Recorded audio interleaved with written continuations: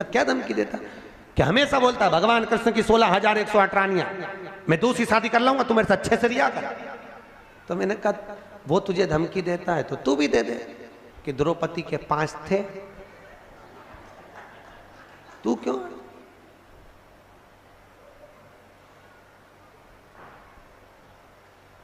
उसने गुरुजी अब तुम चिंता मत करो, अब बोल। और दूसरे दिन फिर बोला भगवान कृष्ण की 16,108 रानियां मैं दूसरी कर लाऊंगा। इतने में जूड़ा बांधती बांधती, देखना माताएं जब झगड़ने जाती है, लड़ने जाती है, जूड़ा बांधती। क्यों? क्योंकि मेरे हिसाब से ये जूड़े से एनर्जी मिलती होगी लड़ने की, पावर। अच्छा, पड़ोसन से 3-4 बार लड़ेगी ना तो 3-4 बार इसका जूड़ा खुलेगा, फिर बांधती बांधती बोल तो जरा बोल, मतलब एनर्जी, पावर, पावर है। होता है।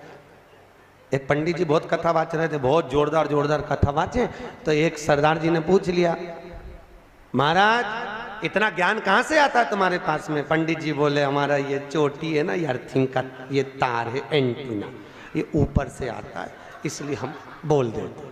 इतने में तुरंत सरदार जी बोले तुम्हारी चोटी से बड़े तो हमारे बाल, फिर हमको ज्यादा ज्ञानी होना चाहिए। इतने में पंडित जी बोले ज्ञान तो तुमको आता है पर ये अर्थिंग का तार नीचे टपक जाता है, ज्ञान आने की कमी नहीं, आता जरूर है, सब चला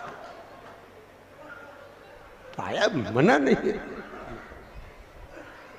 तो भैया कभी ना बोले। भगवान शिव जब अटखेलियां कर रहे थे स्त्रियों के साथ में, 5-5 स्त्रियों के साथ में अटखेलिया, तो भोलेनाथ जी के सम्मुख में पार्वती मैया ने कहा आप ये 5 स्त्रियों के साथ, 5 कन्याओं के साथ क्या कर रहे हो? कौन है ये? मैं एक पतिव्रता धर्म का पालन कर रही हूं और तुमने ये क्या करा?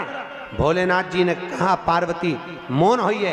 पार्वती को क्रोध आया, केश माता पार्वती ने खोले। भगवान भोलेनाथ को लगा ये इन कन्याओं को मार देगी।